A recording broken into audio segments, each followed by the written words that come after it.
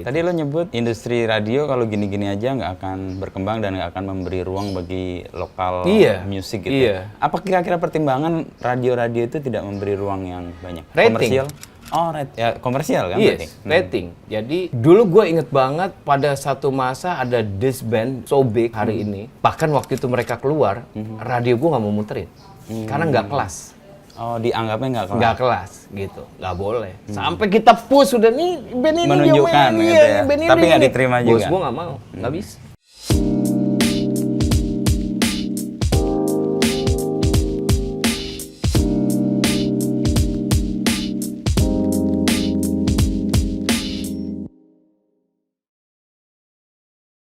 Orang bos. Tapi gue ngeliat lo istiqomah radio lah. Lo dari satu stasiun ke stasiun lain dan sekarang lo setelah nggak stasiun-stasiun itu lo bahkan membangun sendiri ya. Yes. Apa sebenarnya yang membuat lo menemukan jalan ini? Bagaimana lo menemukan jalan ini dan kenapa lo gigih di sini? Gigih di radio ya? Iya di radio. Sebenarnya dulu gue nggak pernah ngimpi untuk berada di industri entertainment ini atau broadcast ya, media gitu. Dulu itu gue ngimpinya adalah mau kayak bokap gue. Bokap gue tuh kerjanya cuma pakai telepon doang. Nelpon orang, barang udah nyampe kayak dapat duit. Telepon, ntar meeting, dapat duit. Enak banget gue bilang bokap gue kerjanya. Aduh, bokap gue enak banget kerjanya, menyenangkan gitu. Cuma di rumah telepon, wah. Oke juga nih, gue mencoba sempet. Emang apa profesi bokap? Bokap gue kontraktor. Okay. Kontrak mulu dia. salah. Gak. Dia kontraktor alat-alat berat, kontraktor apalagi ada banyak beberapa inilah barang-barang lah ya, yang diperlukan sama entah institusi entah apa segala macam. Tapi gue pernah mencoba waktu gue akhirnya pulang karena Krismon dari Australia, kuliah. Itu gue pulang nggak bilang-bilang.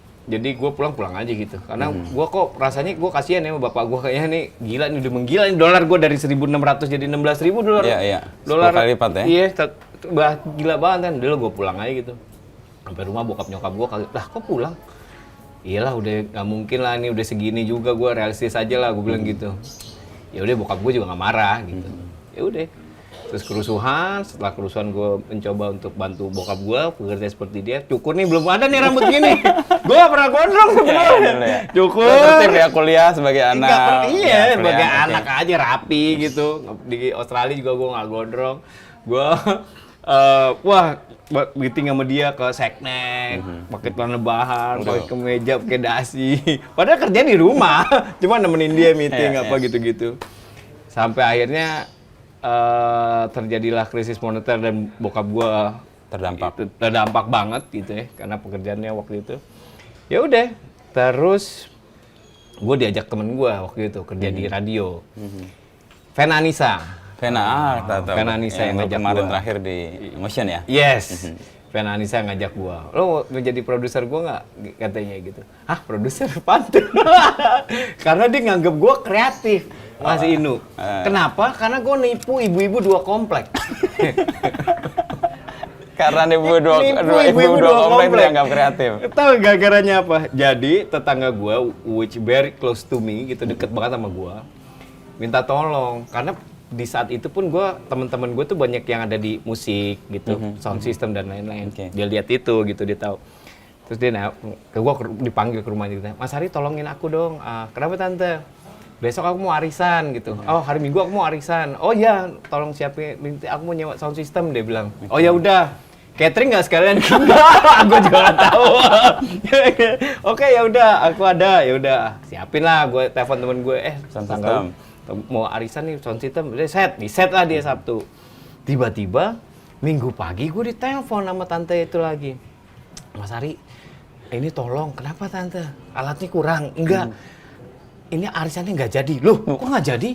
Ini rumahnya gede banget rumahnya dia nih. Kok nggak jadi tante? Iya, karena ada salah satu keluarga kita wafat di Solo. Kita semua mau berangkat ke Solo. Batal acara, tapi kan cateringnya udah dipesen ya, nggak bisa dibatalin. Nanti kamu undang aja teman-teman kamu makan di rumah. Gila gue. Hah?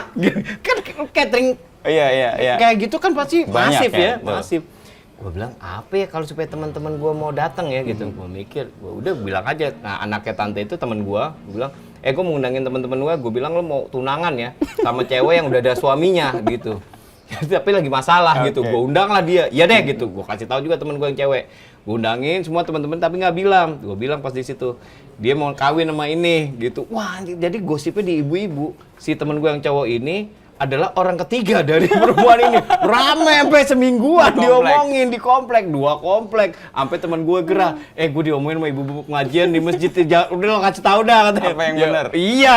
Akhirnya gue kasih tahu. Nah, gara-gara itu gue kerja di Prambors. Diajak Vena, disangka gue kreatif. Kagak. Tapi kan bener, lo menghadirkan orang yang tadinya acara sudah batal ya, dari sesuatu yang situasi duka ya, lo ubah jadi sesuatu yang gembira ya. Itu kan kreatif sebenarnya, menciptakan sesuatu. Gue gak kepikiran itu. Iya sih. Terus Vena kontak lo, karena dia denger itu. Dia orang kompleks sebelah tuh. Enggak, dia tuh temenan sama teman gue, tetangga kita juga, tetangga gue juga. Yang dia denger itu cerita. Iya, jadi denger dari si temen gue itu, gitu. Ya begitulah awal ceritanya. Karena itu lo dianggap kemudian punya kapasitas untuk jadi produser. Iya. Terus lo nanggapin itu gimana? Gue bilang ya udah deh, gue ke kantor lo dulu deh, radio Prambors. Gue dulu cuma dengerin Prambors saat gue SMA, udah berangkat sekolah gitu. Selebihnya gue bukan pendengar radio. Jadi gue waktu datang ditanya sama PD-nya waktu itu, karena UI Mbak Mia Fauzia, kalau masih ingat Mbak Mia Fauzia. PD-nya? PD-nya waktu itu ditanya, lo dengerin radio gak? Kagak. Ya denger lah sekali-sekali, gue bilang, lo dengerin apa? Gue bilang hard rock, salah banget gue di Prambors. Saat itu kan 90-an kan beda, gue mana tahu ya kan. Hard rock, aduh. Yaudah lo pulang dulu deh, katanya, lo dengerin Prambors seminggu, dia bilang. Lo dengerin siaran Vena sama Irfan nih tiap pagi. Iya deh. Udah, gue tiap hari gue datang nih. Dengerin radio sampai seminggu kemudian gue balik lagi. Udah dengerin belum? Udah. Ngerti nggak? Enggak. Ya udah, gue diajarin sama Vena apalah segala macam deh lah. Probation lah ceritanya. Gue ingat probation gue tuh waktu itu mau ulang tahun Jakarta, meeting gede. Gue udah masuk beberapa minggu gitu ya. Tahun berapa tuh, Geng? 99. Gue meeting gede sampai itu hari itu di mana gue dapet nama Ridaging. Oh, oke. Gitu. Tadi gue disuruh reportase ulang tahun Jakarta 24 jam, setiap jam sekali gue naik ngasih tahu spot-spot mana di Jakarta yang rame dan bersejarah dan lain-lain, pokoknya landmark lah ya di Jakarta. Gue bilang, anjir itu gimana tuh ya? Terus gue bilang, gimana tuh? Ya udah pokoknya gimana caranya lah, pokoknya lo harus bisa gitu. Kalau lo nggak bisa besok nggak usah masuk gitu, lo nggak usah balik lagi. Gue di ultimatum gitu. Wah gimana ya? Yaudah deh. Terus nama lo ganti, kata Irfan sama Geronimo Bosa waktu temen gue. Apaan, nama gue kan bagus gitu, Arya Priludi gitu. Nggak jualan kan. Nama lo nggak laku. Iya nggak laku, nggak jualan, nggak menjual gitu. Gue inget tuh nggak menjual nama lo. Nama lo ganti, nama apaan? Hari daging aja loh, karena ada hari tulang siaran tiap Rabu waktu itu. Ya udah deh, gue terima aja. Cuma cara nulisnya gue waktu itu kan ya masih karon-karonnya 80-an berasa gitu di 90-an jadi DAGIENKZ gue gituin, daging gitu. Nah, Angga baik tuh, Angga Erlingga Panega waktu itu baik banget sama gue. Udah lo nih, gue dikasih buku sejarah Jakarta. Lo nggak usah pergi-pergi, lo di rumah aja nih pakai ini gitu. Laporan. Jadi gue buka buku, pagi gue sampai siang gue di kantor, siang gue pulang ke rumah. Jadi gue di rumah, jadi tiap di telepon dari studio, gue keluar rumah dulu nyari yang bunyi motor gitu. Ini gue lagi ada di sini, padahal gue baca. Gitu dari sampai jam 12 malam. 12 malam masih inut tiap jam sekali, gila tuh gue tuh. Ya udah besoknya ya udah berjalan. Tapi tips lo yang pakai keluar jalan itu dipakai reporter radio sampai tahun gue. Masa? Jadi ada reporter, nggak gue sebut namanya, salah satu kantor berita besar di Indonesia. Kantor berita besar. Kantor berita besar di Indonesia radio. Jadi dia setiap ditanya kan susah jawabnya, kan waktu lagi di kos caranya apa nyalain keran atau dia starter motor. Woi bentar gue lagi di jalan ya. Jadi aman buat dia, akhirnya buat laporan juga. Ambience kan penting kan lo kegap kalau di ruangan gitu. Pada saat itu gue udah ya begitulah gitu, awalnya banget tuh. Itu awal karir gue, walaupun setelah itu gue sempet keluar ya karena stres, karena gue nggak tahan sama pressure-nya dunia kreatif waktu itu kan. Wah ini gini amat gitu, gue coba cabut dulu 3 bulan. Apa pressure yang lo rasa banget di dunia kreatif gitu? Kayak musik kreatif terus gitu, kayak muter terus kepalanya gitu. Dan muter kan, mikirnya kan mesti beda terus kan. Nggak sama, kalau lo kerja di kantor kan ya rutinitas ya, jadi robot gitu kan. Ya tapi kan ya begitu terus ritmenya berulang gitu. Jadi lo ya gimana ya, bukannya terus ngecilin yang kerja di kantoran nih, enggak. Ini gue juga kantoran gitu, tapi kan enggak. Tapi ya itu dia harus harus mikirin yang lain karya-karya lain apa segala macam. Itu yang mungkin awalnya gue nggak tahan gitu. Terus sempat keluar berapa lama? 3 bulan, terus diteror sama Irfan Ihsan sama Vena, kayak tiap hari suruh balik. Padahal tapi saat gue keluar gue ngelamar ke Hard Rock, gue ngelamar ke Indika, nggak diterima. Kayak jodoh lo ke Prambors saya kira. Iya, terus balik lagi, 3 bulan, lagi. Oh ya udah gitu. Atau jangan-jangan mereka kontak kan sama-sama PD mungkin tahu. Mungkin daging lo ambil lo buat gue aja. Ketahuan lagi sama Fla gue, lo ngelamar ke Indika ya gitu. Enggak, gue bilang enggak, gue tahu deh. Teman-temannya di sana semua. Iya gitu. Terus 3 bulan lo masuk ke Balik Prambors lagi sebagai Prambors. produser juga atau? Balik produser lagi, Irfan Vena, terus nggak lama tiba-tiba bos gue waktu itu kebetulan anti Sumargo, dia bilang, lo siaran deh gitu. Siaran, gue kan gak pernah di training, udah nggak apa-apa kalau jelek tinggal gue tendang. Waduh gila, gitu. Ya udah gue siaran malam, nanti sama Rally Marina dibiarin siaran malam. Udah gitu gue lagi kuliah extension UI, advertising, siaran malam. Jadi gue udah pagi nemenin Vena siaran gitu sampai sore gue ke kampus pulang malam siaran lagi gitu. Capek juga tapi ya masih muda ya begitu kan, si energik gitu, sikat aja gitu. Kena angin malah kuat ya, bukan angin. Gak pernah sekarang. pulang gue dulu Mas Inu. Okay. Gue di kantor tuh bener-bener pulang hari Minggu doang, sampai bapak gue gini, lo kerja apaan sih? Pulang cuma hari Minggu doang, naruh baju kotor, Senin balik lagi nggak pulang-pulang. Kalau gaji cuma 500.000 mah, papa bayarin aja sini gitu. Dia nggak tahu kalau gaji 350.000 sebulan. 350.000 gitu. Cuma tapi ya apa yang buat lo terus bertahan di situ? Di radio ini gua apa ya? Kayak finally setelah setahun mungkin ya gue siaran atau ya siaran sih di radio gitu, gue nemuin kayak wah gila ini pekerjaan yang menyenangkan ya. Gue kayak nemuin my needs untuk, gue tuh seneng nongkrong sebenarnya, seneng mendengarkan cerita orang, seneng observasi ternyata. Oh orang ini begini ya, orang ini begini, ini begini gitu. Nah itu yang membuat gue menemukan itu, plus pada hari itu juga gue bisa menemukan Prambors, apalagi hari itu ya, lagu-lagu baru yang belum hits, bahkan kita punya hits maker gitu, iya hits maker gitu. Lagu ini bisa kita jadiin dan terbukti gitu. Banyak sekali lagu-lagu yang besar muncul di Indonesia muncul dari Prambors, dan gue tahu banget prosesnya dari awal, dari mana asalnya dan lain-lain. Kayak band Mew, pertama kali datang lagunya 7 menit, bos gue bilang, ini lagunya gimana? Comforting Sound waktu itu gue ingat. Oke, ya udah potong jadi radio edit. Kalau ini kita puterin high rotation, kalau jadi sebulan kita datengin Mew. Dan kejadian kita datengin Mew-nya, walaupun ada bom ya, nggak jadi main di Jakarta, tapi main di Bali. Gua ketemu tuh sama Mew-nya. Jadi itu yang membuat gua, wah ini seru banget gitu loh. Ada proses menjadikan seseorang atau sesuatu menjadi tren ya? Iya, apapun itu ya. Ya maksudnya kebutuhan gua untuk mendengarkan cerita orang, gua hangout ketemu orang-orang baru. Terus mendengarkan lagu-lagu baru, menjadikan sesuatu itu ternyata gue menikmati itu gitu. Dan di radio difasilitasi untuk mendapatkan semua itu. Walaupun nggak kelihatan ya orangnya kadang-kadang ya gitu, tapi iyalah kan cuma ngebayangin doang gitu. Apalagi dulu nggak ada sosial media kan waktu gue mulai. Orang nggak tahu. Iya, orang nggak tahu, cuma bayangin aja yang nongkrong bareng gitu loh, gitu sih. Ya. Tadi kalau milih nama daging, itu tadi belum kejelas. Lu kenapa milih daging? Karena bukan dari tulang gua satu. yang ngasih Irfan sama Nimo itu. Lu dibaptis loh pakai nama itu. Oke. Lu nama lu Ari Daging gitu. Timbangannya apa karena gua lebih gemuk daripada Ari Tulang. Udah itu doang.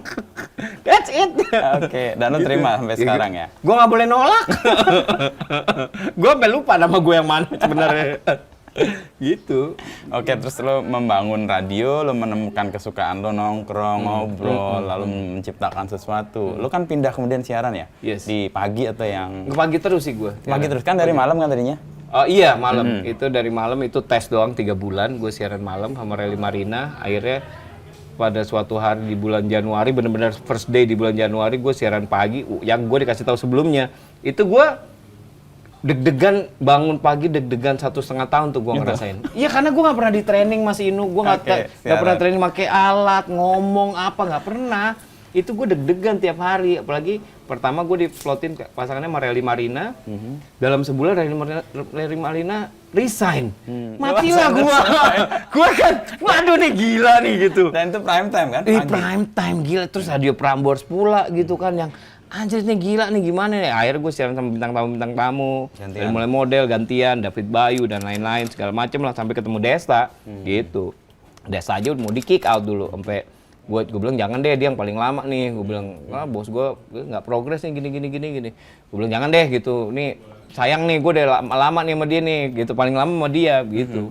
Gitu ya udah. Ya, dan selanjutnya sampai hari ini gitu ceritanya. Kemudian lo di Prambors kan tadi 1,5 tahun lo hampir deg-degan terus ganti tiap bintang pagi. tamu kan. Terus lo yang membuat lo klop dengan penyiar yang jadi tandem lo tuh apa biasanya? Nah, ternyata kalau gua bercoba untuk menganalisanya gue hari ini sekarang ya gitu, kenapa gue tuh selalu tertarik, gue bisa menempatkan diri, menurut gue bisa menempatkan diri di mana kayak gue tuh pengen banget tahu dia gitu, apapun pekerjaannya, apapun orangnya, siapapun orangnya, apapun pekerjaannya, gue selalu pengen tahu. Lu mau kasih gue siapa aja gitu, gue tuh Bisa pengen ngulik. tahu, iya bisa ngulik gitu. Curiosity-nya gede ya. Nah itu dia, keingintahuannya. gue kayaknya itu gitu yang gue pikir iya ya gitu. Gue menurut gue sih gue punya skill itu gitu. Gue nggak tahu itu perlu atau enggak sih.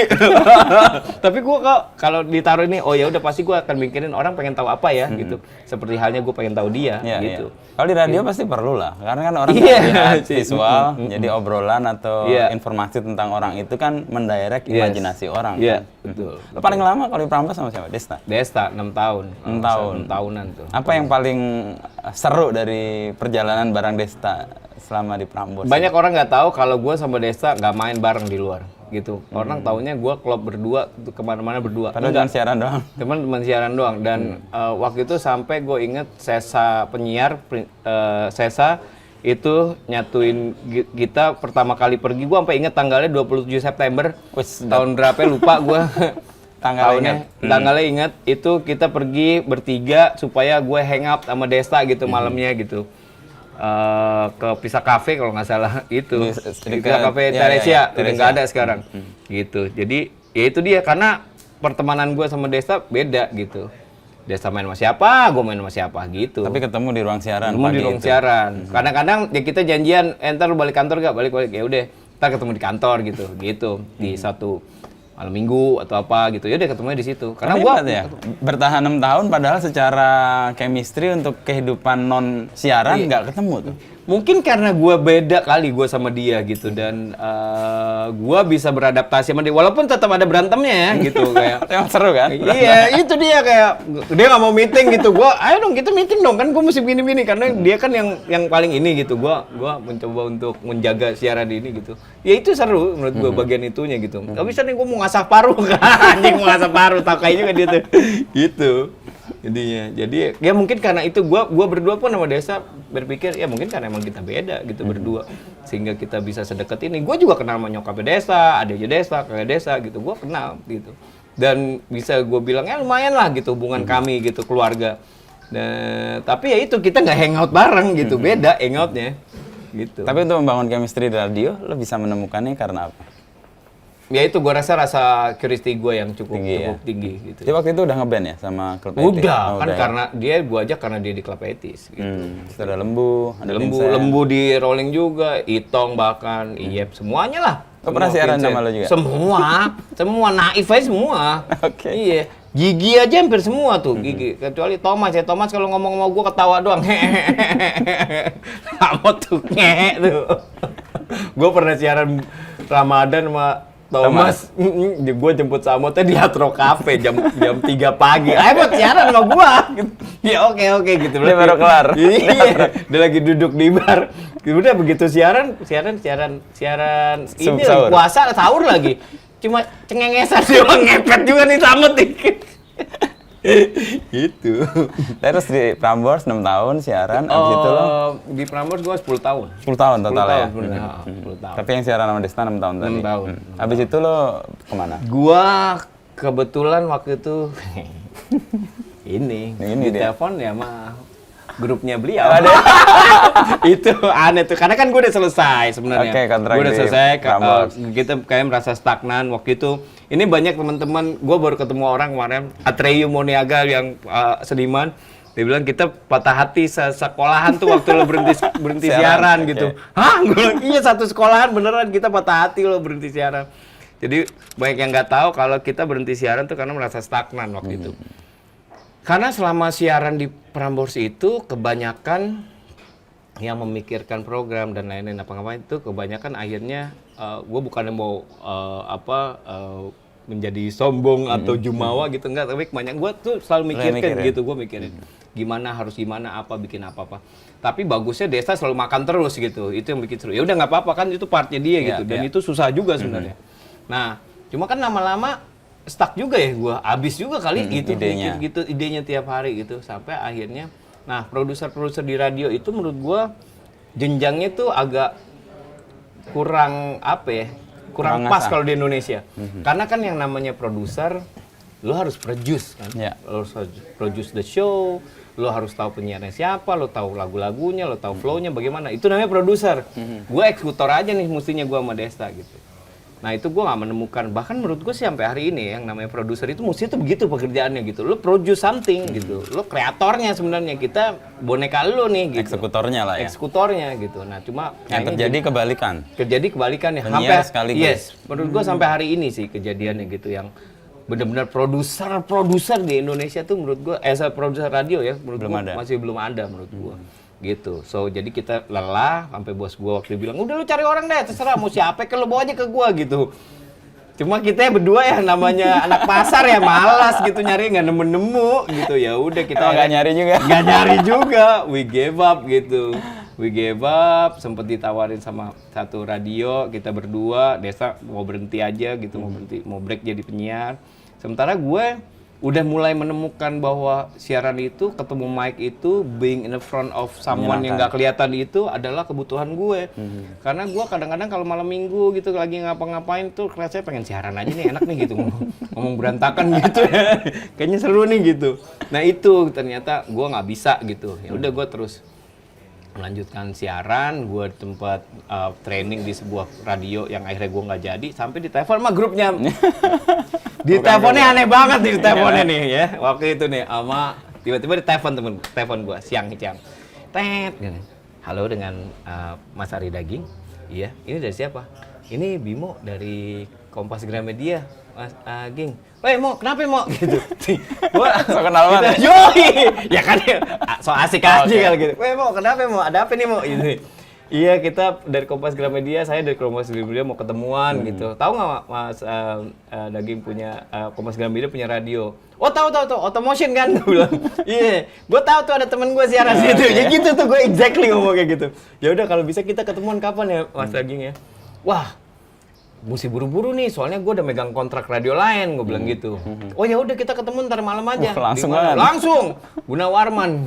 Ketemu lah di Gunawarman, di satu kafe Gunawarman. Gue masuk kafe itu kayak, mana kok isinya orang tua semua. Tiba-tiba dia ngangkat tangan. Mas berkumis tebal gitu. Lu kenalan Bimo. Masih ini Bimo. Terus Mamo ya. Iya, gue waduh sorry Mas Bimo, gue pikir lo masih muda, suara lo masih muda banget. Ini nggak apa-apa, gue sih tersanjung ini kenalin Mas Tanto, Mas Bobby, bertiga tuh. Oke. Lu ngasih kartu nama kan? Ya biasa, corporate kan ya. Proper ngasih 2 tangan. Gue nggak punya kartu nama, gue nggak. Oke, terus gue lihat kartu namanya. Gila ini, emang Kompas Gramedia karyawannya direktur semua ya? Tiga-tiganya direktur, bos. Kompas Gramedia karyawannya direktur semua. Ketawa mereka, apaan nih, ada apaan? Dia baru cerita, dia punya radio Automotion udah sekian tahun gini. Menarik sih gue bilang, tapi gue udah megang kontrak ini nih, gimana ya caranya? Datang deh ke kantor, besoknya gue langsung datang ke Gedung Kontan tuh. Lihat radionya. Bilang nih, begitu nyampe Gedung Kontan, coklat gitu, Automotion. Ya radio apa? Kayak kelurahan begini, gue bilang. Pagernya juga kayak gitu kan. Mana ada anjing lagi dulu, Toto tuh. Wah, kayak kelurahan nih, gak ada orang. Pagi-pagi ya? Pagi-pagi, yang penyiar pagi kagak ada, pergi. Gak tau kemana udah rekaman. Yang ada cuma Mas Tanto, Mas Ari dong tuh berdua, gue inget banget. Ini karyawan cuma berdua ya Mas Tanto? 2 tapi direktur semua. Gila, gue bilang. Wah iya nih, lagi pada izin cuti apa gitu. Datangnya Kamisan aja kalau mau. Kamisan, waduh gue megang kontrak ini, gue mesti nahan dulu nih. Ya udah Kamis deh gitu. Gue nggak tahu pertama kali gue datang ke Automotion waktu itu tuh Gedung Kontan kayak wah ini berantakan abis-abisan nih, nggak kayak radio gitu ya. Tapi gue menemukan keseruan gitu. Nah gitu, pas gue datang hari Kamisnya, pas Kamisannya mereka ternyata emang tiap Kamis mereka kumpul. Gue kayak dosen, kayak lau, kayak dosen tamu. Gue ngasih tahu gue begini-begini. Di depan gue ada orang-orang gitu, padahal mereka ada yang lebih tua dari gue apa gitu. Ya gue begini-begini. Gue kayak dosen tamu ya, gue bilang gitu. Ya udah gue balik, gue dibilang sama Mas Tanto gimana? Ya gue sih tertarik, gue bilang dia lebih seru kayaknya. Cuma gue nggak bisa sendiri, gue ngajak orang lah. Dan ternyata deal. Gitu ya udah, abis itu di situ gue merasa di situ tambah lagi keseruan itu karena kita we build from the rack gitu jadinya. Nol gitu. sama sekali ya. Dari nama Automotion terus kita ganti jadi Motion, latihan dulu. Kalau ditanya sama bos ini kan dulu masih di bawahnya majalah ya dulu radio.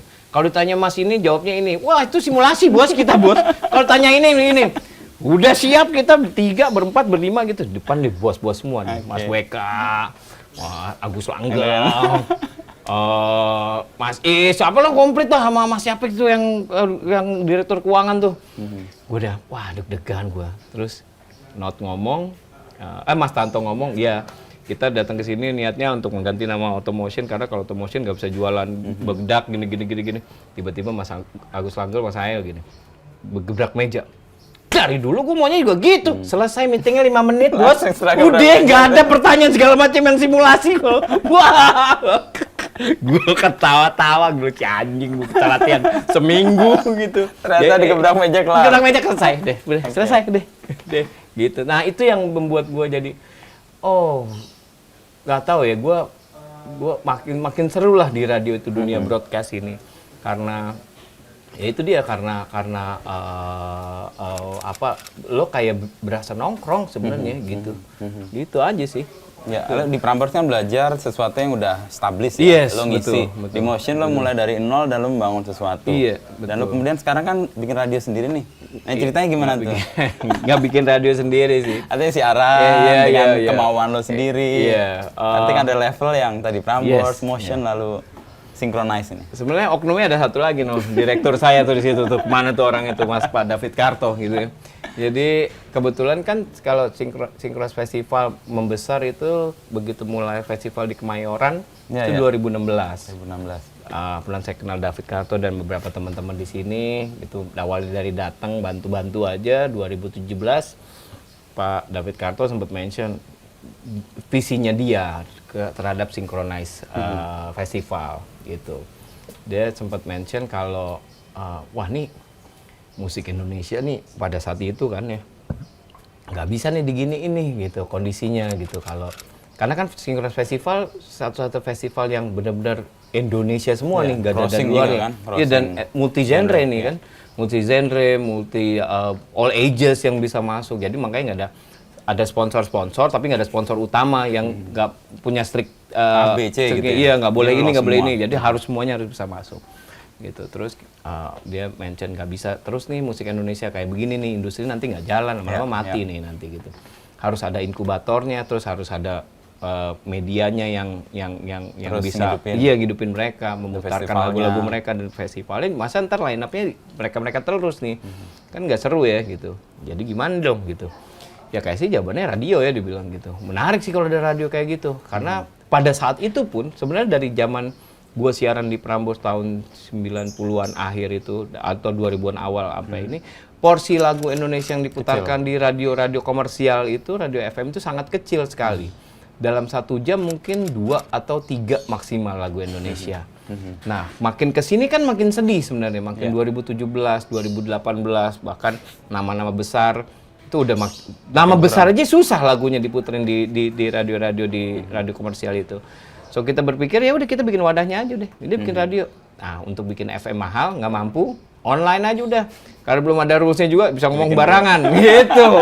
Ya udah awalnya dari 2017 kita ngobrol baru kejadian tahun 2021 lah. Kita baru mulai. Kemarin, ya? Iya, pas pandemi. Pas pandemi pula gitu kan orang lagi gimana ya kita ya udah dari situ kita mulai mikirin bagaimana menjalankannya, paling nggak nyalah dulu ada program apa sampai sekarang, sampai hari ini. Gitu. Tadi lo nyebut industri radio kalau gini-gini aja nggak akan berkembang dan nggak akan memberi ruang bagi lokal musik gitu. Iya. Apa kira-kira pertimbangan radio-radio itu tidak memberi ruang yang banyak? Rating. Komersial? Oh, ya komersial kan berarti? Yes, rating. Jadi dulu gue inget banget pada satu masa ada this band so big hari ini. Bahkan waktu itu mereka keluar, radio gue nggak mau muterin karena nggak kelas. Oh, dianggapnya nggak kelas? Nggak kelas, gitu. Nggak boleh. Sampai kita push udah nih, band ini menunjukkan dia gitu ya. band ini, Tapi nggak diterima juga? Bos gue nggak mau, nggak bisa. Sampai akhirnya tuh gue nggak mention bandnya. Karena nggak enak sama band sama radionya juga. Walaupun sekarang diputerin. Akhirnya diputerin lagunya dan interview sama gue, gitu. Ada tuh kayak gitu. Terus zamannya lagu-lagu Melayu. Hanya cuma segelintir radio yang muterin kan, radio yang spesifik lah akhirnya yang cuma muterin lagu-lagu dangdut, radio dangdut atau apa gitu. Gitu. Jadi pertimbangan rating itu membuat alokasi lagu-lagu lokal itu menjadi sangat minim. Karena kan positioning penting waktu itu kan. Radionya wah kelas ini gitu. Lagunya harus begini gitu. Nggak bisa tuh masang lagu kayak gitu. Tapi sekarang shifting kan. Orang-orang lagu dangdut, lagu koplo bisa di mana-mana gitu. Tapi tetap radio ini nggak muterin. Nggak muterin. Ada radio yang sampai hari ini pun masih sama. Waktu itu gue diundang, gue sampai masih gila radio lo masih kayak gini hari gini ya gitu. Sementara cara orang berkomunikasi udah berbeda nih gitu. Kok lo masih begini sih? Tapi banyak radio yang masih kayak gitu hari ini gitu menurut gua. Karena kekhawatiran ratingnya turun, sesnya turun. Yes, lebih ke ses sih, lebih ke positioningnya dia yang dari dulu udah begitu gitu dipertahankan seperti itu. Gitu. Padahal kan sebenarnya radio punya peran untuk bikin trennya kan. Exactly. Dan itu terbukti dengan yang lo sebut tadi band besar tadi akhirnya diambil oleh radio yang tadi yang menolak. Iya. Terus soal keyakinan sama kesabaran bikin itu aja kan? Sama caranya gimana? Kayak lo mau ngasih kadonya jelek, kalau bungkusannya bagus kan diambil juga. Diambil juga, baru dibuka kemudian kecewa urusan lain kan? Isinya lontong oncom, tapi bungkusannya ini red velvet, pakai pita apa isinya? Lontong oncom, dimakan juga pasti. Ada narasinya kan, lontong oncom adalah.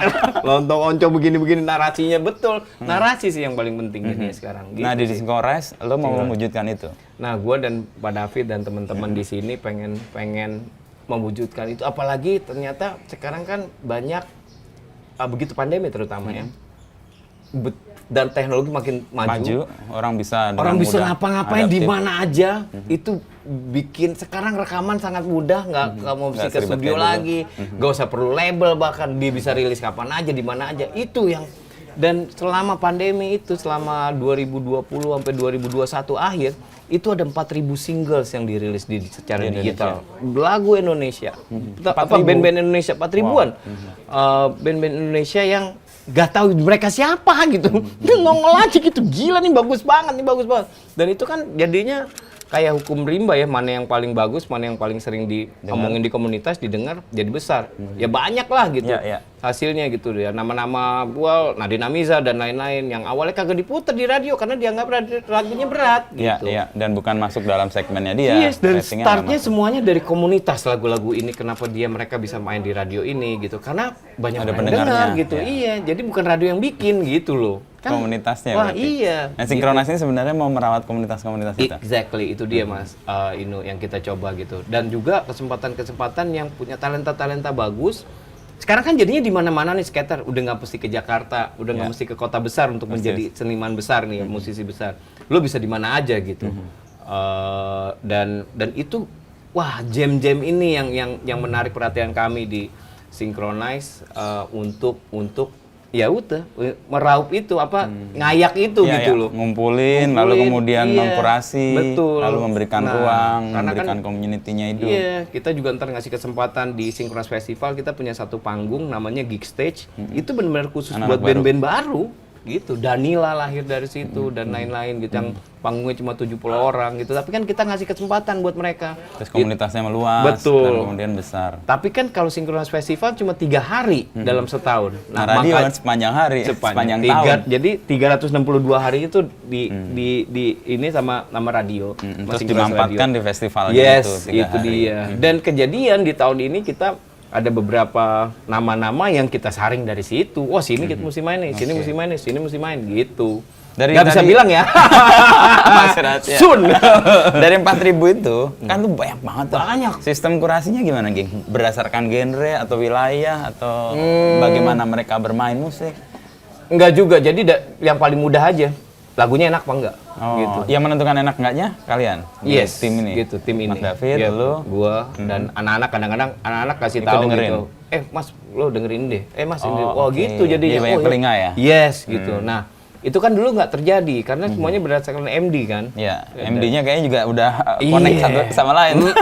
Nah, itulah yang menarik, jadi seru. Jadi gue tuh sama satu lagi, kadang-kadang kan di generasi kita, kita yang ternyata kita sama, itu ada yang bilang, banyak sekali teman-teman kita yang, musik zaman sekarang sih apaan sih, 90-an lah, terbaik lah, gini-gini. Yang udah stuck gitu di situ seleranya. Gak mau move on gitu, gak mau dengerin Jason Ranting, gak mau dengerin KPR, gak mau dengerin Nadine Amiza, apa sih, tapi mereka belum denger aja kalau nih mereka bagus-bagus, nggak mau dengerin bara suara gitu. Iya, iya. Kan bagus juga gitu. Udah stuck dengan si apa-apa nama-nama lama gitu. Nah, gue punya kebutuhan untuk mendengarkan materi-materi baru. Itu ya. Iya, gitu. Jadi PD atau para radio yang tadinya menjadi kuasa untuk memutar lagu-lagu itu punya andil juga untuk membuat stuck musik cuman kayak gitu iya. aja. Nggak berani gitu, nggak berani Resikonya untuk breakthrough. bisnis ya? Resiko bisnis soalnya gitu. Ya kita juga beresiko untuk akhirnya nggak ditengok sama sekali juga bisa gitu. Cuma ya udahlah, we're doing it anyway gitu loh. Tapi kan basis community-nya itu paling tidak menjadi kekuatan kan? Yes. Real kan malah Betul. justru lo bisa menghadirkan seseorang yang Iya. audience community-nya gede dan lo bisa munculkan Iya. di festival-festival itu. Nah ini gue dulu diajarinnya, itu kan tergantung juga dari orangnya Mas Ino. Mungkin gue bisa bilang, gue penyiar radio yang bergaulnya kemana-mana. Gue kenal teman-teman metal, teman-teman jazz, teman-teman pop, indie dan lain-lain. Karena gue kemana-mana, karena itu tadi gue pengen tahu pengen taunya gitu. Iya. Jadi gue pernah diajak ngisi vokal Dead Squad. Oh iya? Iya, ngisi vokal albumnya Dead Squad. Rock yang paling ujung ya? Black metal.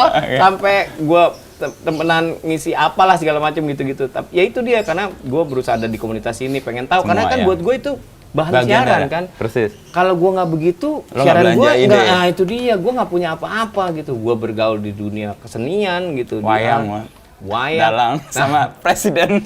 Iya, sama Jancuk Batejo gue sampai sama beliau gitu. Ya itu dia, karena gue punya ketertarikan, kalau wayang gue punya ketertarikan khusus dan punya kesedihan khusus sama wayang itu sampai hari ini. Kesedihan, nggak ditengok orang, nggak didengar. Utamanya itu. Dan menurut gue sampai hari ini orang masih berpikir bahwa wayang itu adalah Jawa, gitu sampai hari ini. Padahal kan wayang is not Jawa, asalnya aja dari India. Bos, iya kan? Cuma di daerah-daerah lain, di negara-negara lain punya wayang gitu. Cuma kan karena besarnya memang Di Jawa. karena dipakai buat syiar agama waktu itu Persis, sama ya. Wali Songo.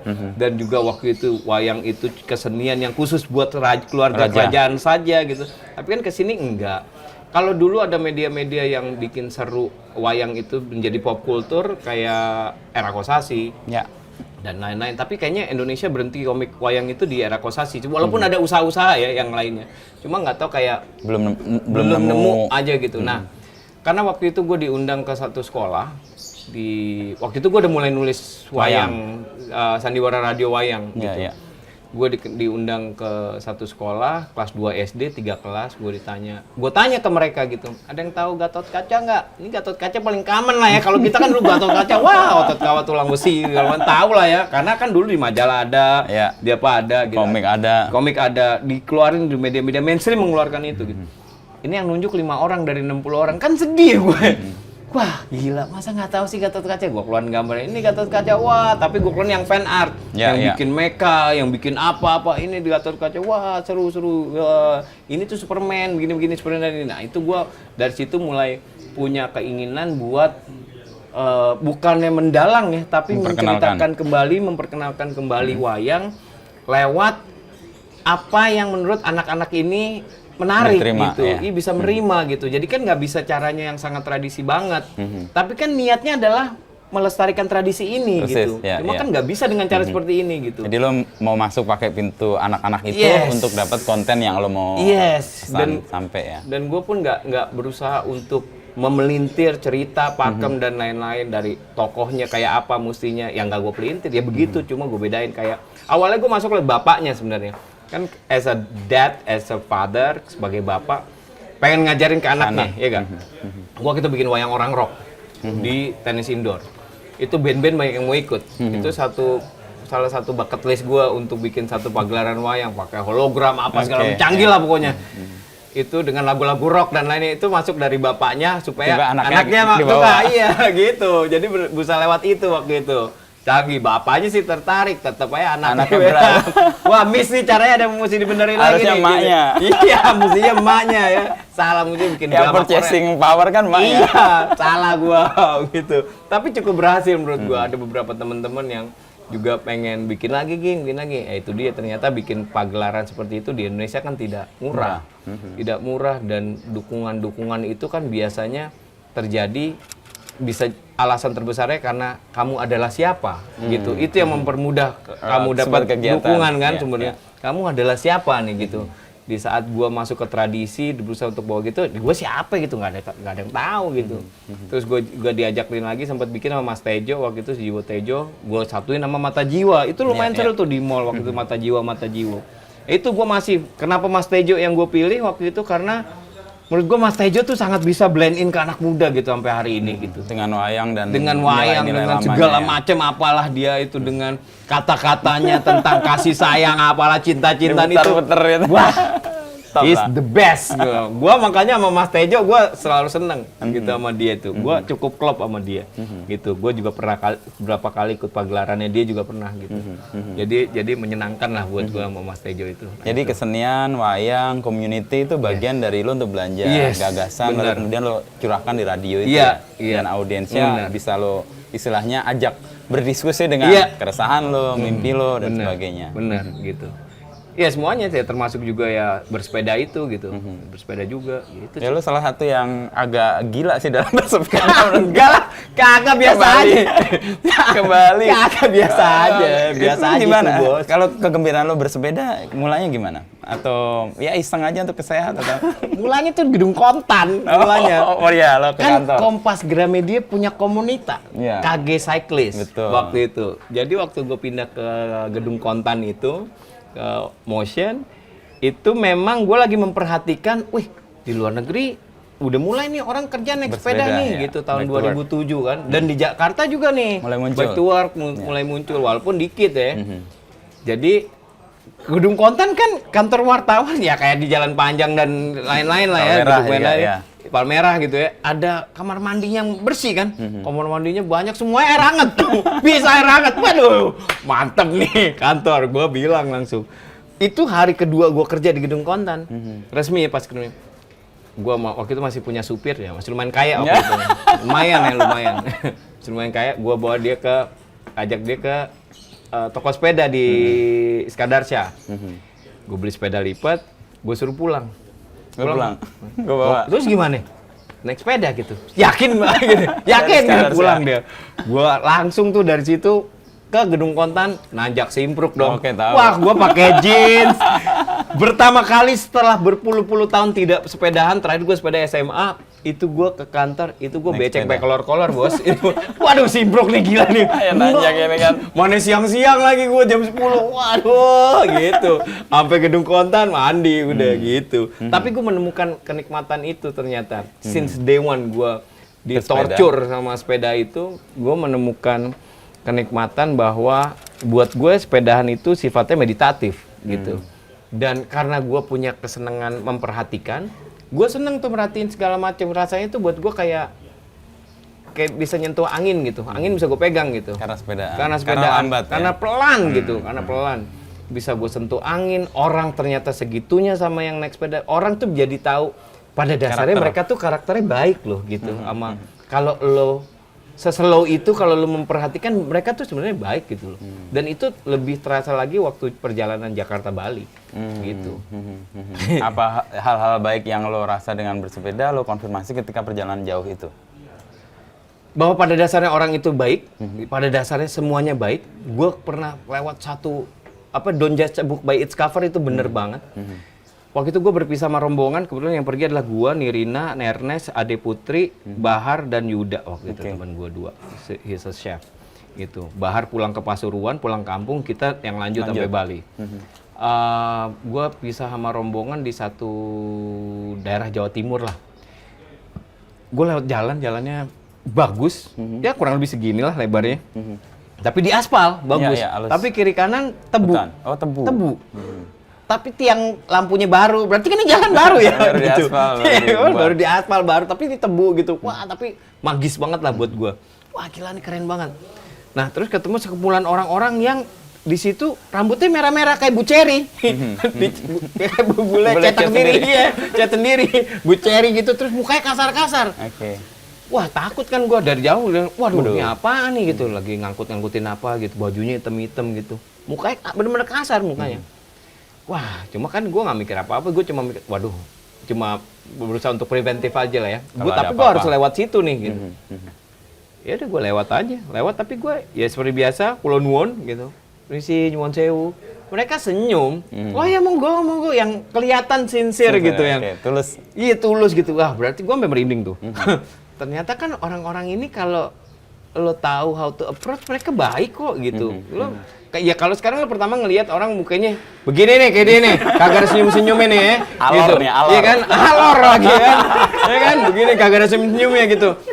Terus lo begitu ngeliat udah ketakutan, kan dia udah punya judgement sendiri terhadap kita kan. Yang udah, ngapain nih? Kenapa nih lo orang takut gitu kan? Begitu merengas ya, begitu cair. Baik sekali lihat wajahnya. See, it happen in front of us. Kayak gitu. Ternyata gue bisa menemukan itu dan ternyata emang ya kalau dibilang orang Indonesia baik ya baik emang gitu mestinya. Pada dasarnya manusia tuh baik kok gitu. Gak ada yang langsung jahat gitu kalau emang udah niat dari pertama baru gitu. Lain ya different story gitu menurut gue. Jadi gue menemukan apa kesederhanaan itu yang paling banyak gue belajar bahwa gue tuh hoarder anaknya Mas Inu. Gue ngumpulin sampah, kantong plastik juga gue kumpulin gitu. Dus segala macam tuh apa yang entah gue nggak perlu gue kumpulin. Posesif deh. Yoi, sampai akhirnya begitu gue sampai rumah gue buka lemari, jadi baju gue banyak banget ya gitu. Padahal selama perjalanan 12 hari itu gue cuma kaos gue cuma 4 dan itu cukup. Dan itu cukup ternyata. Akhirnya lo berubah. Lemari lo bongkar? Iya, yang gue akhirnya menyesal ya ternyata kaos-kaos band itu ternyata mahal kalau yang saya si anjing Udah kasihin ini kasih gitu penuh ya sialan sekarang mahal bete gue itu doang yang gue menyesal. Tapi kan lemari longgar karena iya pengalaman meditatif bersepeda tadi itu sih. Dan lo kemudian menjalani itu terus menerus, apa kegembiraan yang lo buat atau yang lo dapat dari sepeda? Menurut gue sama seperti siaran, akhirnya membuat gue itu menjadi kebutuhan buat gue untuk relaksasi, buat gue nyebutnya untuk jadi manusia gitu, nyebutnya supaya lo jadi manusia. Lo di saat lo punya keinginan lebih, lo punya apapun yang lebih itu, ketahan karena itu jadi lo bukan manusia tuh gitu, buat gue gitu. Lo harus balik lagi tuh ke basicnya, ke roots. Iya, makanya begitu gue ditawarin, naik sepeda dari Lampung ke Jakarta, oke, sendirian, oke siap, gitu, sendirian udah sikat aja udah gitu. Karena lo dibantu untuk kemudian menemukan dasar-dasar roots tadi ya, soal value gitu. Dan sebagainya. Bener, ya, dan itu terjadi lagi kemarin di jalanan dari Lampung ke Jakarta ketemu. Gue tahu, wah Lampung tuh orang Jawa semua ternyata ya. Gue ketemu di jalan yang sepi, tiba-tiba mas gue berhenti gitu. Dia bisa nawarin air, dua bapak-bapak. Banyu mas gitu. Gue orang ngomong Jawa gitu. Orang Jawa semua nih. Ya, oh ya ada. Dan baik hati lagi. Iya, dan dia pekerja jalanan, Mas Inu, cuma buat jerigen air aja. Yang pasti buat dia pun belum tentu cukup. Iya, karena itu panas segala macam itu kan something ya yang akhirnya lo bisa menghargai hal-hal kecil seperti itu dan lo bisa merefleksikan diri lo apa yang lo punya sama orang-orang dan lain-lainnya gitu. Jadi itu yang membuat gue ketagihan terus jadinya. Bersepeda ya. Tapi kalau orang nggak punya kemauan atau kemampuan observatif kayak lo, mungkin juga sia-sia juga sih mendapati. Mungkin ya. Lo kan mendapati itu kan lo berpikir kan, mencermati. Kalau orang sepeda lempeng aja mungkin capek juga kan. Iya. Itu ya terjadi, tergantung niatan sepedanya. Iya. Kalau gue jadinya bener, Iya. dan ini selalu jadi pembahasan, wah lu gila gitu. Tapi menurut gue tergantung dari orang cara memakai sepedanya sih. Kalau lo bersepeda untuk speed, lo nggak akan menemukan itu. Karena kan lo selalu berusaha kenceng-kencengan kan, jadinya. Lo nggak menemukan tuh yang kayak gitu. Untuk speed ya? Iya, untuk speed. Lewat lah. Lo sama kayak motor, jalannya gimana? Kalau bisa ngelebihin. Kalau bisa lebih, 200 kalau bisa naik sepedanya. Wah gila. Gitu, jadi nggak nemu. Jadi kalau gua kan menganggap sepeda itu ya alat transportasi aja. Seperti halnya motor, mobil gitu. Titik-titik lain. Lo tadi meditatif. Yes. Melambat. Betul. Megang angin anjir. Kayak megang angin bener. Mas, ini ada satu kejadian yang kayak kita Jawa ya, diajarin untuk Pulau Nuwun kalau kemana-mana. Nemu pipis Tempat aja kita baru, suruh ya. numpang-numpang kan. Numpang-numpang anak jin mau pipis gitu kan. Gue jadi selalu begitu ya, kan selama perjalanan kita lewatin beberapa alas atau hutan lah ya. Ya, dianggap angker atau keramat gitu ya. Anggapannya selalu Ya, begitu kan untuk hutan itu. Jadi gue setelah alas Roban, bukan alas Roban, ini udah Jawa Timur. Kemudian kita akan lewat alas apa gitu. Sebelumnya Pak Diari Lasso, dia bilang WhatsApp gue, wah lo bakal lewat SD gue nih yang ini gitu. Pokoknya menuju ke situ. So, lewat mulai dari jauh udah kelihatan nih hutannya, udah mulai nih kanopinya Rimbun, nih, gitu, udah mulai gitu tuh dari jauh, wah gitu. Cuma sebelum ini angin lagi kencang banget pas ini gue merinding lagi nih, angin lagi kencang banget ke depan gue. Cuma gue setiap kali masuk hutan masih gitu, walaupun siang ya gue masuknya, Kulon Nuwun gitu. Nah gue ngomong aja sambil naik sepeda gitu, permisi. Bah, enggak, gue nggak nadiwan permisi, bah. Kalau mau bantuin, anginnya jangan dari depan dong, Bah. Jangan dari samping. Ini susah nih nyetirnya nih, gue bilang gitu. Gue bener-bener ngomong. Nggak dalam hati ngomong, karena kan jejeran juga, udah jauh-jauhan. Ngomong aja udah nggak ada orang gini. Bah, kalau mau nolongin jangan lewat depan dong anginnya, Bah. Jangan dari samping. Lewat belakang dong, Bah. Kelar gue ngomong itu, anginnya dari belakang. Des, pas bener masuk hutan itu, pas masuk kanopi itu. Des, gitu. Itu gue sampai gue nangis masih gue matur suwun gue nangis gue matur suwun gitu. Bener berlinang air mata gue. Pengalaman itu kan spiritual kan jadinya buat gue anjir gila apaan nih gue udah nggak mikir gitu lagi sih tapi wah, nah ini Pak David Karto Halo, Mas bikin David. Synchronize Radio. Diobrolin tadi dikit soal Synchronize dan bagaimana community membangun gitu. lokal music biar punya tempat. Di radio sebelumnya kan nggak dikasih ruang radio sebelumnya. Semuanya pasti punya batas dan Betul, Mas David. Tapi di radio yang sebelah sana pakai AC.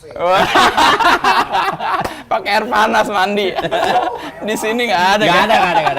Nggak ada. Itu Mas Inu jadinya. Anjir, Itu yang merinding kalau iya. denger. Ya. Dan gue akhirnya berpikir kalau orang yang bekerja di kota besar, yang selalu speednya kencang-kencang nih cepat, walaupun gue tetap butuh ya, kayaknya once in your life boleh lah untuk melakukan melambatkan diri gitu, berjalan lebih lambat supaya lo lebih appreciate sama yang lo punya gitu, untuk bisa lihat gitu. Kalau cepet kan lo akhirnya ngeliatnya ke depan terus ke depan. Apa mikirin ke belakang takut worry terus sama yang di belakang, worry sama yang di depan kayak gitu Nggak menikmati itu at the ya, momennya itu gitu bahwa dude you have everything man gitu loh gitu, walaupun tetap nggak ada yang sempurna ya gitu, tapi kayaknya boleh banget orang untuk yang selama ini selalu cepat untuk berjalan lambat lah sekali-sekali gitu sih ya. Dengan sarana lo sekarang punya radio atau lo punya waktu untuk siaran di radio, kegelisahan lo atau apa yang lo inginkan orang kota tahu lo sampaikan juga jelas gitu, kayak apa yang kemarin gue alamin dan lain-lain pasti gue ceritakan. Jadi yang sekarang memang lebih personal lah akhirnya gitu buat gue bisa menyampaikan apa yang gue pikirkan, gue bisa menyampaikan apa yang menurut gue bagus tapi bisa dipertanggungjawabkan nih kayak lagu dan lain-lain gitu ya. Itu ada kuratornya, ada yang punya keahlian untuk melihat itu. Itulah gitu. Jadi semuanya pada dasarnya berkesinambungan akhirnya gitu. Itu sih. Ya. Gitu. Kalau di bisnis radio, kalau sekarang kita ngomong radio kan makin jarang orang denger ya. Kalau dulu kan nggak ada sarana lain, radio di rumah, ada di jalan pun sekarang mulai agak kurang kan orang bisa memilih mau dengerin apa. Masih gigi di sini apa kira-kira yang membuat tim di sini atau lo dan teman-teman?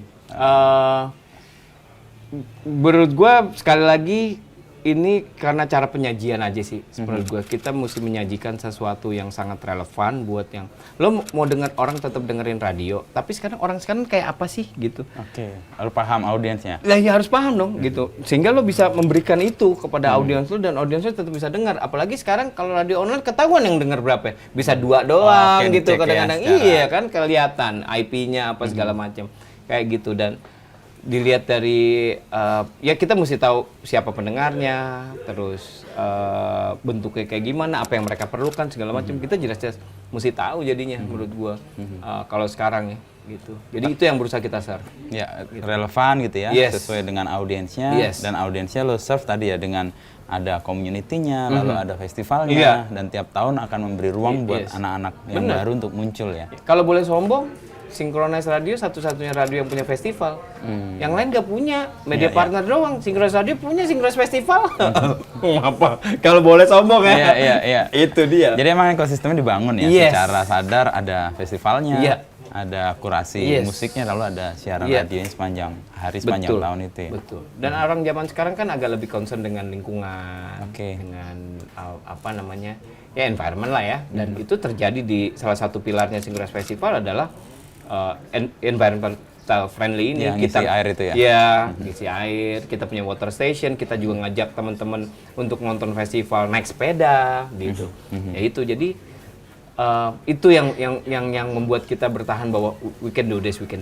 Tentunya dengan multi platform ini apalah segala macam kita coba Yang saling support meramu- ya. Yes, saling support. Jadi movementnya itu didasari oleh keresahan yang mau diperjuangkan bersama lah. Yes, betul Soal local sekali. music, Betul, environment dan betul, sebagainya. betul. Tapi untuk musik Indonesia sendiri, kan lo hidup di era 90-an, 2000-an, 2010-an dan 2020-an. Tren musik Indonesia itu gimana, Ging, lo lihatnya? Wah, ini udah makin berubah ya, makin kesini ya. Anak sekarang tuh canggih sekali Mas. Canggih. Apa canggihnya? Wah. Gua agak nggak update nih kayaknya. Yang pertama canggihnya itu adalah musiknya tuh canggih-canggih. Mereka bisa, ini ada musik-musik yang menurut gua begitu dengar, lo bikin lagunya pakai kalkulator ya gitu.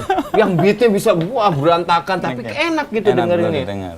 Kayak contoh Bab gitu, dia hip hop, padahal satu orang, Geek, Karim namanya, itu gila keren banget hip hopnya. Hip hop itu nggak tradisional beatnya. Terus ada satu band namanya Mad Man yang menurut gua dia bikin lagunya pakai kalkulator Osin Tacos tadi. Ini gimana sih beatnya? Tapi Bisa enak. gitu. Tapi enak Sebagai gitu. keseluruhan. Iya, tapi enak. Terus yang muda-muda jazz kayak Daniel Dionysios yang anjir ini keren banget jazznya. Dia bikin satu album dalam 1 hari. Satu album. Satu hari nggak berhenti tuh mereka rekaman. Terus kita menemukan, terus ada juga yang sangat kedaerahan, tapi tetap ada modernnya. Tes universalnya ya? Yes, kayak Lorju dengan musik rock pesisirnya, menurut gue Madura. soft rock, dengan bahasa Madura, itu gue lagi seneng banget yang gitu-gitu. Sianta Rap Foundation, dia nge-rap beat Sumatera Utara, pakai alat musik Sumatera Utara, alat musik Batak, sulingnya, terus apanya, itu dia nge-rap, pakai bahasa oke. Batak, keren banget. Dan itu banyak skater Mas Inu, itu yang gua Kekayaan yang Yes. tumbuh ya. Dan itu nggak ditengok, gila itu mestinya, sorry, RRI mestinya lebih nengok itu Iya, mestinya. karena dia punya tanggung jawab Dia punya sebagai tanggung jawab yang mencerdaskan mempersatukan. kehidupan bangsa. Ada di UUD 45. Iya. Iya. Gitu. Jadinya, wah, yang kayak gitu-gitu yang sekarang kita nemu yang wah gila, gua sampai amazed sekali sama. Dulu yang sebenarnya benar-benar. ada kan, tapi sekarang lebih banyak ya. Kayak dulu kayak ada Juki itu sama Ada, Jogja Hip Hop ada. Foundation, Yes. Betawi Rap itu kan Betul. ada. Nah, sekarang Si makin Ojan. luas. Sekarang makin luas dan di mana-mana. Di Kalimantan ada band punk, melodic punk, primitif Mangkinus, bahasa Banjar. Oh, Pakai oke. main pakai saping, apa gitu namanya lupa gua. Itu keren banget.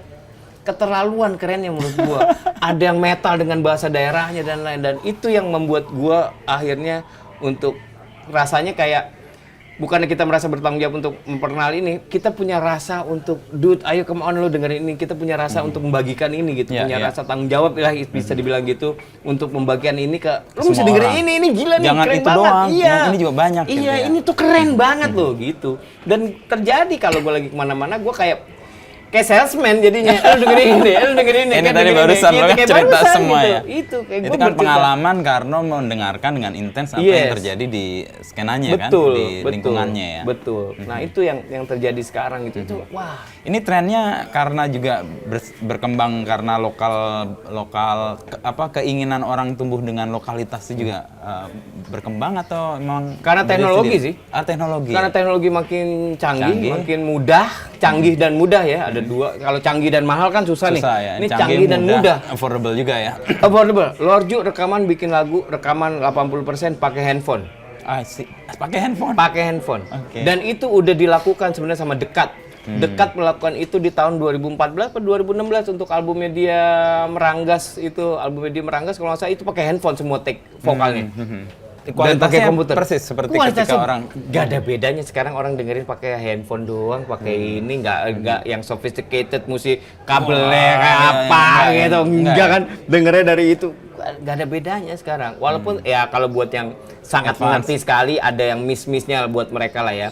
Cuma kan sekarang orang dengerin musik kan nggak yang beneran sophisticated, ada waktu yang tertentu dengerin musik duduk gitu. Hening gitu. Enggak ya, Gitu kan sambil enggak lalu gitu. ya. Iya. Ada temen gue datang ke rumah. Kebetulan gue punya satu set ya khusus buat dengerin lagu aja. Ada bangku kecil, ini vinyl dan lain-lain. Terus ada speaker, ada headphone gitu. Terus datang ke rumah. Wah, lo masih dengerin lagu di rumah? Lah, dengerin lah. Emang lo enggak? Enggak. Lo dengerin lagu di mana? Dan dia penyiar. Gue nggak mau sebut namanya. Lo dengerin lagu di mana? Di mobil lah. Gitu. Lo kok lah? Gue bilang. Aneh banget Pasti kan dia lebih banyak kan iya. konsumsinya. Kalau di rumah lo ngapain? Nonton TV. TV lo tonton? Enggak. Lewat doang tapi main Iya, HP. sih kayak gitu. Jadi oke. kan ya tergantung orangnya juga ya gitu. Cuma kan ya sekarang dengan kemudahan dan sekali lagi orang mendengarkan kebanyakan hanya lewat gadget akhirnya. Ya menurut gue itu udah cukup Untuk gitu. bisa muncul ya, Yes. breakthrough-nya makin banyak. Orang bisa menembus masuk ke dengaran orang dengan Yes. banyak cara dan Dengan mudah banyak betul sekali gitu. Ya sekarang di sini semua orang sekarang mendingan ketinggalan dompet daripada handphone. Udah ada kayak handphone bisa bayar. KTP Apalagi tinggal tunjukin. ketinggalan handphone dipegang istri. Ya itu dia, selesai deh, bye-bye. Gitu, bye-bye udah. Deg-degan terus lihat notifikasi. Itu notifikasi gue nongol apa enggak ya gitu. Terus sekarang lo mau sampai kapan menghalap radio? Karena ini lo udah bagian dari hidup lo, kayaknya lo ada kurang kalau nggak masuk di sini. Iya. Gue punya idola-idola yang sampai hari ini masih Bersiaran atau masih siaran, broadcast masih sangat into radio. Gue mengidolakan Howard Stern sih sebenarnya. Howard Stern. Hingga hari Dia punya program kan? Dia punya program bahkan setelah FCC melarang dia untuk siaran karena dia terlalu vulgar ya. Dia bikin sistem sendiri. Oke. Siaran di satelit gitu. Kan gila dia jadinya. Ah itu idola gua tuh. Oke. Terus dia sekarang kalau lo lihat di YouTube-nya dia bintang tamunya bisa mendatangkan Metallica. Siapa itu kan gila sekali. Radio masih Seotoritatif itu ya? Yes. Dan memang radio itu di Indonesia nggak kayak di Amerika dan di Inggris ya, yang masih cukup besar pendengarnya Pendengarnya. gitu ya. Masih segitunya ternyata di Inggris sama di Amerika. Tapi sekali lagi karena cara sih packaging balik Ya tadi lagi. ya, relevan nggak lo dengan audiensnya? Iya. Orang sampai hari ini masih yang ngomongnya masih tertata dengan rapi. Kan sekarang kita bergaul udah nggak gitu kan? Iya, Di udah konser, beda banget. Udah yang straight to the point aja, yang apalah segala macam, ngomong segala macam. Menurut gua, ya lu kurang lulus nih sekarang di gitu loh. Gitu sih. Dan disinkronize lo difasilitasi untuk Yes, melakukan itu. jelas. Istilahnya gue boleh ngomong jorok dah gitu. Nggak perlu disensor. Karena emang komunikasi sekarang Iya itu kan terjadi, begitu kan, dan itu terjadi ya dalam bahasa asing pun terjadi kan. Kayak Samuel L. Jackson, gimana cara lo bedain ngomong motherfucker lo? Kalau lo shock, motherfucker gitu. Kalau lo surprise, motherfucker gitu. Itu udah ungkapan kan, bukan lagi makian Iya, kan? kalau lo akrab sama temen lo, motherfucker. Sih, kan sama kata-katanya, cuma intonasi aja kan Iya, pada iya. dasar. Tapi kan terjadi di komunitas, di kehidupan sosial kan terjadi. Ya kayak kita panggil anjing deh, anjing gitu. Itu kan temen kan. Iya, iya. Kayak lo surprise anjing gitu. Kalau lo kaget anjing gitu. Anjing. Kalau nyesel anjing ya. Itu kan lain lagi gitu Iya, kan, iya, intonasi iya. kayak gitu-gitu dan itu terjadi gitu. Nah kalau Jadi, kita nggak mampu menyesuaikan apa yang sedang dipikirkan atau dihadapi oleh audiens, otomatis ini akan ditinggal. iya, jelas gitu. Dan kalau lo akan tetap dengan segitu kekehnya ya bye-bye udah gitu. Bye-bye bener nih. Gue sih takutnya itu aja sih. Gitu loh. Satu yang gue bertanya, gue notice lo tuh dulu di TV dengan H2C itu. Itu masa jeda lo atau di tengah-tengah radio sih? Enggak, di tengah-tengah radio. Itu radio, emang bagian dari program itu. Jadi bisa nyebrang ke medium lain ya atau platform lain? Jadi waktu itu Vena Anissa yang nawarin gitu. Lo gitu, gue punya dia kan bikin PH, dia bikin Katakan Cinta, satu lagi bikin H2C. Waktu itu pertama kali gue sama Desta juga tuh. Desta dulu nggak ngomong-ngomong, syuting pertama Desta gue ngomongin, lo ngomong dong, gue gituin. Sekarang dia kayak orang gila di TV. Ngomongin di mana? Iya kan, MC pertama gue omelin, bawa acara pertama di Jakarta gue omelin, di TV dulu Desta gue omelin. Tapi ya itu, maksud gue ternyata ya waktu ditawari itu buat gue lagi eksplorasi gue bisa apa sih gitu. Gitu. Oh, melihat sejauh mana Yes, range gue lo ya? bisa apa sih, bisa apa lagi sih gue gitu loh. Tapi ternyata gue nggak menemukan televisi not my stuff gitu ternyata. Gitu. Meskipun cukup populer itu acara di era itu, ditunggu-tunggu tuh orang. Tapi jadinya kayak gue nggak, karena gue nggak menemukan interaksi langsung sama audiensnya, gue jadi kayak ada yang keputus gitu buat gue. Jadi gue walaupun waktu itu ada manajernya The Groove waktu itu, Kang Bedi. Kang Bedi bilang, "Ging, lo mesti ke TV, lo mau nggak mau gitu." "Nggak mau gue mau jadi orang radio aja." Gue bilang gitu. "Nggak bisa," dia bilang gitu. Gitu, tapi itu mungkin karena doa gue juga, akhirnya gue cuma di radio aja gitu ya. Iya, sampai nggak ke sekarang TV. bahkan ya. Iya, karena gue menemukan ada komunikasi yang terputus aja gitu kalau di TV gitu. Dan lo nggak bisa jadi lo sendiri gitu menurut gua gitu. Banyak banget yang iya, harus banyak lo boundaries, patuhi, banyak pagar gitu dan lain-lain, dan gua nggak bisa. Gua pernah ikut satu acara lawak-lawakan, gue inget banget, sama ada almarhum Olga, ada Doyok, gue disatuin sama manajer gue tuh di situ dulu waktu masih punya manajer ya. Waktu masih jadi artis ceritanya. Sekarang enggak. Sekarang manajerin orang ya. Disatuin di acara itu, gue nggak bisa ngomong, masih ini gue diem aja, gue ngeliatin Olga ketawa-tawa, lihat Doyok gue ketawa-tawa, tahu dia. Gue nggak bisa apa-apa, gue bilang, wah anjing nih apaan nih, gue bilang, gue thanksin, gue bilang, gue nggak mau lagi, gue bilang gitu. Tapi kalau teater gue suka. Oh, teater, karena interaksinya? Karena interaksi langsung, Okay. makanya gue suka panggung, gue bikin pertunjukan si wayang itu dan lain-lain, gue main teater gitu, itu gue suka. Gue seneng nonton monolog gitu, dan ada interaksinya langsung ya. Gue bahkan pernah dikasih skrip waktu itu 5 menit sebelum pertunjukan baru gue mainkan skripnya dibuka. White Rabbit, Red Rabbit waktu itu gue diajak. Dan itu menarik sekali gitu, seru. Itu lebih challenging gitu karena lo audiens lo di depan kan. Lo bisa merasakan energinya, itu yang kayaknya gue nggak bisa di TV gitu. Karena ada jaraknya jauh dan ada aturan-aturan yang kayaknya nggak masuk di. Buat gue iya gitu, buat gue iya jadinya. Ada aturan yang nggak bisa, gue nggak bisa plak gitu loh. Latri comparing nih terakhir, comparing lo radio di Amerika dan Inggris beda dengan di kita. Nah, untuk membangun atau menjadikan audiens di kita seperti audiens di Amerika dan Inggris dengan mimpi-mimpi lo di radio itu gimana kayaknya? Bisa? Nah ini dia nih, kalau radio di negara-negara seperti Amerika dan Inggris ya, negara-negara panutan radio lah ya, media gitu ya. Itu kalau dilihat, even di YouTube itu cara berkomunikasinya sama di saat siaran, sama di kehidupan sosialnya. Itu yang menurut gua masih ya relevan, masih nyambung gitu. Lo nggak berbahasa, nggak menjadi orang lain ketika lo siaran. Iya gitu. Jadinya kayak ya Howson, kita nggak bisa ngomong Howson ya karena dia bisa segitunya di siarannya dia ya. Tapi yet orang-orang besar pun nengok tetap gitu. Nah, ya contoh radio-radio BBC Inggris deh. Itu kan menurut gue nggak ada bedanya sama dia ngomong di luar gitu, sama dia lagi nongkrong. Nah, itu yang menurut gue, terus sekarang multi platform, ada visualnya dan lain-lain. Itu yang membuat menurut gue berpikir bahwa ya mereka masih mendengarin radio karena begini udah ya nggak jauh sama kehidupan mereka, cara ngomong dan lain-lain, cara berkomunikasi lah menurut gue. Dan dia tetap menjadi dirinya sendiri ketika dia di radio ataupun di kehidupan realnya. Dan kayak ini yang lo membuat lo bertahan di Sinkronis Radio. Gue pernah beberapa waktu lalu ditanya sama temen gue, fellow penyiar ya. Fellow penyiar dan fellow dulu dia mantan program director gitu ya. Lo kalau balik lagi ke radio biasa gimana? Nggak bisa kayaknya kayaknya anjing gue bakal keluar terus sih gue. Anjing apalah segala macam keluar mulu nih gue gitu. Wah ya lo nggak bisa kayaknya. Iya sih. Tapi kalau nanti suatu saat ada aturan yang mengekang atau mengurangi kebebasan di radio di online ini, kita cari caranya yang Nggak lain. ya? Ini yang gue demen nih. Kita cari cara yang Kita lain. gerakan Iya, community. nggak boleh nyerah lah gitu. Orang mau ngomong kok nggak dikasih gimana sih? Gitu sih. Oke, gengs. Nah, sejam nih udah. What? Nggak berasa ya? 3 kali merinding tadi. Tapi gue sepakat soal sepeda itu. Meditatif dan Iya kan? membuat kita lebih appreciate apa yang kita terima dan hadapi saat Betul, itu. betul. Nggak khawatir masa depan, nggak menyesal di masa lalu. Menurut juga. gua lo lebih dalam sepeda daripada gua. Lo lebih dalam daripada gua. Kalau lo tuh kemana-mana ya sepeda lipat, ya fiksi, ya apa. Ya kan foto dengan Nggak sepeda usah. dan jersey. Gua nggak pernah. I don't do jersey. Kecuali badan gua ada segitiga dari belakang. Baru gua pakai jersey Depan sepeda. yang penting ya. Ya, itu Yang paling penting. belakangan. Itu sih lebih menghargai fotografer di jalan.